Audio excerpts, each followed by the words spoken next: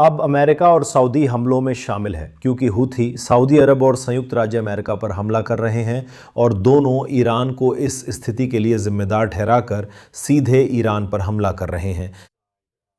और इस तरह पहली बार संयुक्त राज्य अमेरिका के पास इस युद्ध में एक और साथी था, सऊदी अरब। वो इज़राइल नहीं है। और ये दोबारा बताना ज़रूरी है कि इज़राइल ने प्रतिरोधक असर कायम किया है। जब आप वो ताकत दिखाते हैं जो इज़राइल ने इस युद्ध में दिखाई, तो ईरान इस समय इज़राइल से लड़ना नहीं चाहता। प्रधानमंत्री नेतन्याहू ने ये कहा है, उन्होंने कहा अगर हम फिर से लड़ाई पर लौटते हैं तो तुम्हें वो नहीं मिलेगा जो पिछली बार मिला था। और इज़राइल ने दिखा दिया है कि वो कई गुना ज़्यादा करेगा। तो आप देख रहे हैं कि ईरान संयुक्त राज्य अमेरिका के राष्ट्रपति को परखने के लिए तैयार है। हम यहाँ एक ही दोहराव वाले चक्र में फंसे हुए हैं। आप जानते हैं, जब से मूल युद्ध विराम घोषित हुआ है तब से आप राष्ट्रपति को बार बार ये कहते हुए सुनते हैं कि ईरानियों ने युद्ध विराम समझौते के तहत अपनी जिम्मेदारियों को पूरा नहीं किया है। होर्मुज जलडमरू मध्य से निर्बाध जहाजरानी की अनुमति नहीं देना।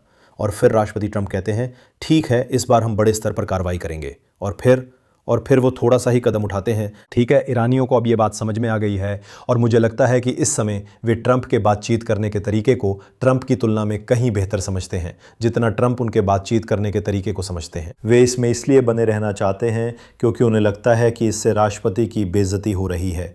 मुझे भी ऐसा ही लगता है। तो क्या इसका मतलब है कि अमेरिकी राष्ट्रपति किसी न किसी मोड़ पर अपना धैर्य नहीं खोएंगे? मुझे लगता है कि राष्ट्रपति का धैर्य कभी न कभी खत्म होगा, यानी बड़े पैमाने की कार्रवाई फिर से शुरू होना तय है, बस समय का सवाल है।